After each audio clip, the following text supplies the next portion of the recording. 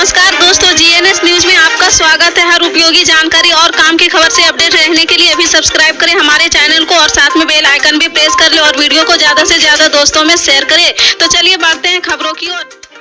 जी हां, आपको बता दें, भारत राष्ट्र राजधानी में G20 शिखर सम्मेलन की मेजबानी करने जा रहा है। इसलिए दिल्ली में स्कूल और कॉलेज आज से बंद रहेंगे। छात्रों को अब सोमवार 11 सितंबर 2027 से स्कूल जाना होगा। आने वाले विदेशी प्रतिनिधियों के अनावश्यक यातायात असुविधा से बचाने के लिए दिल्ली सरकार ने यह कदम उठाया है। स्कूल कॉलेजों के साथ साथ बैंक, वित्त संस्थान, कार्यालय और वाणिज्यिक संगठन बंद रहेंगे। दिल्ली सरकार ने शिक्षा विभाग ने पहले से ही स्कूलों से 8 सितंबर को छात्रों और कर्मचारियों दोनों के लिए छुट्टी घोषित करने को कहा है। दिल्ली सरकार द्वारा शिक्षा विभाग के कर्मियों को भी निर्देश दिया गया है कि यदि G20 बैठक के लिए अधिक कर्मचारियों की आवश्यकता होती है तो वे इन 4 दिनों तक शहर में रहें। भारत जोड़ो यात्रा की पहली वर्षगांठ पर कांग्रेस ने केंद्र की नरेंद्र मोदी सरकार पर जमकर निशाना साधा। कांग्रेस नेता पवन खेड़ा ने प्रेस कॉन्फ्रेंस में बीजेपी और मोदी सरकार पर सीधा निशाना साधा। उन्होंने भारत और इंडिया विवाद पर भी जमकर हमला किया है और कहा, भारत और इंडिया को लड़ाने वाली ताकतों की पहचान कर उन्हें बेनकाब करने की जरूरत है। भारत और इंडिया विवाद पर कांग्रेस नेता पवन खेड़ा ने कहा कि एक जुड़ा हुआ भारत किसको परेशान कर सकता है। आज हम भारत जोड़ो यात्रा के 1 वर्ष पूरे हो गए तो यह सवाल महत्वपूर्ण हो जाता है। यह सवाल देश के भविष्य के साथ जुड़ा है। उन्होंने पूछा, कौन है वो ताकतें जिसे जुड़ा हुआ भारत पसंद नहीं है, जो अब भारत को इंडिया से भिड़ावा कर रहे हैं। उन्होंने आगे कहा कि सोना या गोल्ड, हिंदी में बोलो या अंग्रेजी में, कीमत थोड़े ना बदल जाएगी। देश की जनता ऐसे ताकतों को पहचान गई है जो भारत को इंडिया से लड़ाना चाहती है। हम सबकी जिम्मेदारी है कि ऐसे ताकतों को पहचान कर उन्हें बेनकाब करे और भारत और इंडिया को आगे बढ़ाए। जुड़ेगा भारत, जीतेगा इंडिया, ये नारा हम सबके दिलों में बैठ गया है। यदि आप किसान हैं और प्रधानमंत्री किसान सम्मान निधि योजना का लाभ पाना चाहते हैं तो ये खबर आपके लिए बेहद काम की है। कई बार किसान भाई योजना का लाभ लेने के लिए रजिस्ट्रेशन करते समय ऐसी गलती कर देते हैं जिनकी वजह से यह योजना के लाभ से वंचित रह जाते हैं। लेकिन आज यहाँ हम आपको बताएंगे कैसे आप किसान सम्मान निधि योजना का लाभ लेने के लिए पंजीकरण कर सकते हैं। प्रधानमंत्री किसान सम्मान निधि की अग्रिम किस्त पाने के लिए किसान भाई ये 3 काम आवश्यक कर ले, जिनमें अपने जमीनी दस्तावेज अपलोड करना, आधार से सक्रिय बैंक खाते से लिंक होना, KYC करवाना जरूरी है। अरहर दाल की कीमतों में तेज उछाल के बाद अब मसूर दाल की भी कीमतों में तेजी देखी जा रही। विधानसभा और लोकसभा चुनाव के ठीक पहले मसूर दाल की कीमतों में तेज उछाल के बाद केंद्र सरकार हरकत में आ गई है। केंद्र सरकार ने सभी स्टॉक होल्डर्स के लिए मसूर दाल के स्टॉक का खुलासा करना जरूरी कर दिया है। व्यापारियों को हर शुक्रवार को वेबसाइट पर जाकर मसूर दाल के स्टॉक का खुलासा करना होगा। वहीं सरकार ने उपभोक्ताओं और देश के हितों के खिलाफ काम करने वालों को सख्त चेतावनी दी है। सनातन धर्म के खिलाफ बयान देकर DMK के नेता और तमिलनाडु के मुख्यमंत्री MK स्टालिन के बेटे उदयनिधि स्टालिन बुरी तरह फंस चुके हैं। एक तरफ जहां देश भर से भाजपा समेत कई राजनीतिक दलों के नेताओं ने उनके बयान पर आपत्ति जाहिर की है, वहीं दिल्ली से लेकर कई जगहों पर उनके बयान के जरिए धार्मिक भावनाओं पर ठेस पहुंचाने के तहत मामला दर्ज किया गया है। वहीं आंध्र प्रदेश के विजयवाड़ा में एक और लाभकारी हिंदू संगठन जन जागरण समिति ने सनातन धर्म के खिलाफ विवादास्पद टिप्पणी के लिए उदयनिधि स्टालिन को थप्पड़ मारने वाले को 10 लाख रुपए नगद इनाम देने की घोषणा कर दी है।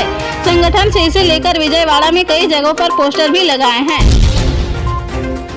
माननीय राजस्थान उच्च न्यायालय ने राज्य सरकार द्वारा सार्वजनिक रोजगार पाने के लिए महिला का विवाहित होना जरूरी वाली शर्त को किया गैर कानूनी और असंवैधानिक घोषित करार दिया है। अपने फैसले में कोर्ट ने कहा कि विवाहित होने के आधार पर सरकारी रोजगार से वंचित करना संविधान के अनुच्छेद 14-16 के तहत प्रदत्त मौलिक अधिकारों को उल्लंघन और महिला की गरिमा का भी हनन है। हाईकोर्ट ने महिला एवं बाल विकास विभाग राजस्थान सरकार द्वारा आंगनबाड़ी कार्यकर्ता, मिनी कार्यकर्ताओं और आंगनबाड़ी सहायिका की नियुक्ति के लिए जारी विस्तृत नियमों में विवाहित होना आवश्यक की शर्त नंबर 2 को अविवाहित उम्मीदवारों के लिए अतिरिक्त भेदभावपूर्ण और मौलिक अधिकारों का स्पष्ट उल्लंघन करार दिया है। पटना सिटी में अपराध थमने का नाम नहीं ले रहा। अपराधियों द्वारा आए दिन आपराधिक घटनाओं का अंजाम दिया जा रहा है। बावजूद इसके पुलिस इन घटनाओं को रोक पाने में पूरी तरह नाकाम साबित हो रही। ताजा मामला अंगमुआ थाना क्षेत्र के बौहद विहार कॉलोनी का है, जहां बाइक पर सवार हथियारबंद आरोपियों ने हथियार का भय दिखाकर एक निजी फाइनेंस कंपनी के कर्मचारियों से 20 लाख रुपए लूट लिए हैं। घटना को अंजाम देने के बाद लुटेरे मौके से फरार होने में असफल रहे। पीड़ित कर्मचारियों द्वारा घटना की जानकारी पुलिस को दिए जाने के बाद पुलिस मौके पर पहुंचकर पूरे मामले की छानबीन में जुट गई है। पीड़ित कर्मचारियों द्वारा लुटेरों को बताए गए हुलिये के आधार पर पुलिस लुटेरे की गिरफ्तारी को लेकर ताबड़तोड़ छापेमारी अभियान में जुट गई है। जम्मू कश्मीर में मौजूदा हालात पूर्व के मुकाबले बेहतर होते नजर आ रहे हैं। केंद्र शासित प्रदेश जम्मू कश्मीर में पहले जवानों पर हमले, पत्थरबाजी और घुसपैठ के आंकड़े हमेशा बढ़ते नजर आते थे, लेकिन फिलहाल जो अभी आंकड़ा न्यूज 18 को प्राप्त हुआ है उससे ये साफ पता चलता है कि जम्मू कश्मीर की आबो हवा में शांति स्थापित हो गई है। न्यूज 18 द्वारा प्राप्त आंकड़ों से पता चलता है कि जम्मू कश्मीर में पथराव लगभग पूरी तरह से समाप्त हो गया है। 2020 की पहली छमाही के बाद से घटनाओं में 99% की कमी आई है। डेटा से यह जानकारी मिली है कि सुरक्षा बलों के बीच हताहतों की संख्या 60% की कमी आई है। हालांकि आईडी की एक चिंता का विषय अभी भी बना हुआ है। इस वर्ष G20 की बैठक में श्रीनगर में आयोजित केंद्रीय गृह मंत्रालय जम्मू कश्मीर पर नजर रखता है और कानून व्यवस्था की स्थिति पर चर्चा के लिए नियमित अंतराल पर बैठकें करता रहता है। आदित्य L1 को लेकर भारत के लिए अंतरिक्ष से खुशखबरी आई है। सूर्य मिशन के तहत सूरज की ओर लगातार कदम बढ़ा रहे हैं। भारत के आदित्य L1 ने अंतरिक्ष से धरती और चांद की तस्वीर उतार ली है। आदित्य L1 को लेकर बड़ा अपडेट देते हुए एजेंसी भारतीय अंतरिक्ष अनुसंधान संस्थान ने बताया कि आदित्य L1 ने अंतरिक्ष में अपनी पहली सेल्फी ली है। इतना ही नहीं, उसने दूर से ही धरती और चांद की भी तस्वीर उतारी है। इसरो ने बाकायदा एक वीडियो के जरिए आदित्य L1 के कारनामे को दिखाया है और जो सोशल मीडिया पर वायरल हो रहा है। आदित्य L1 ने भारतीय अंतरिक्ष आधारित वैशाला जो पृथ्वी से लगभग 15 लाख किलोमीटर दूर स्थित पहले सूर्य पृथ्वी लैंगिर्जियन में रहकर सूरज के बाहरी वातावरण का अध्ययन कर रही है। देश की सबसे सुपर फास्ट ट्रेनों में शुमार वंदे भारत का इंजन गुरुवार को आगरा कैंट रेलवे स्टेशन पर फेल हो गया है। ट्रेन बंद होने से गाड़ी के गेट भी ऑटोमेटिक बंद हो गए हैं। इससे यात्रियों में अफरा तफरी मच गई है। सूचना मिलते ही रेलवे को टेक्निकल टीम पहुंची है। गाड़ी की खराबी को ठीक किया गया है। इससे करीब 7 से 8 मिनट बाद ट्रेन को रवाना किया जाता है। भोपाल के कमलपति रेलवे स्टेशन से गुरुवार सुबह वंदे भारत ट्रेन नई दिल्ली हजरत निजामुद्दीन स्टेशन के लिए रवाना हुई थी। सुबह करीब 11:07 में आगरा पहुंची है, लेकिन आगरा कैंट स्टेशन के प्लेटफॉर्म पर पहुंचने से पहले ही ट्रेन में इलेक्ट्रॉनिक फ्लॉट हो गया है और ट्रेन रुक गई है। इससे यात्रियों को कोच दरवाजे भी ऑटोमेटिक लॉक हो गए हैं। इससे यात्रियों की टेंशन बढ़ गई थी। गर्मी से दिल्ली के लोगों को गुरुवार थोड़ी राहत मिली है। दिल्ली के कई इलाकों में दोपहर बाद बारिश हुई है। दिल्ली में पिछले कुछ दिनों से पारा 40 के करीब बना हुआ था। सितंबर महीने में गर्मी का रिकॉर्ड भी टूट चुका है। दिल्ली G20 के दौरान मौसम कैसा रहेगा, क्या बारिश होगी? मौसम विभाग ने G20 के दौरान बादल छाए रहने और बूंदाबांदी की भविष्यवाणी की है।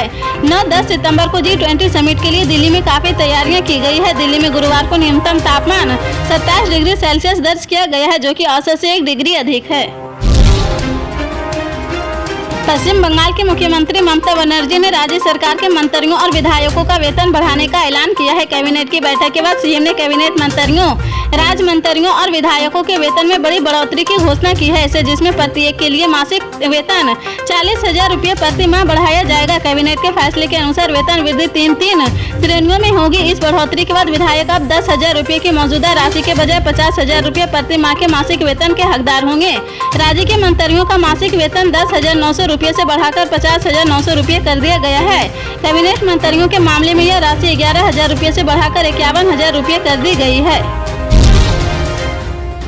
इराक के पूर्व तानाशाह सद्दाम हुसैन के शासन के दौरान लगभग 35 साल बंद कर दी गई सियाइयों की सबसे बड़ी धार्मिक यात्रा आरबीआई बुधवार को इराक के करबला में समाप्त हुई है। इसमें सिर्फ 3 दिन में विश्व भर से आए लगभग 2.5 करोड़ लोगों से हिस्सा लिया है। भारत से भी 1 लाख से ज्यादा श्रद्धालु जियारत के लिए करबला पहुंचे हैं। आरबीआई का मतलब होता है 40वां। इस्लाम में किसी की मौत के बाद 40 दिन तक उसका मातम किया जाता है। इराक के करबला में सियाइयों के तीसरे इमाम हुसैन की अत्याचारी शासक यजीद की फौज ने हत्या कर दी थी, जिसके बाद से हर साल सैकड़ों सालों में इमाम हुसैन के लिए मातम करने पर विश्व भर से श्रद्धालु इराक पहुंचते हैं। पल पल के अपडेट जानने के लिए जुड़े रहें आप अपने GNS न्यूज चैनल से। मिलते हैं अगली बड़ी खबर के साथ, तब तक के लिए जय हिंद।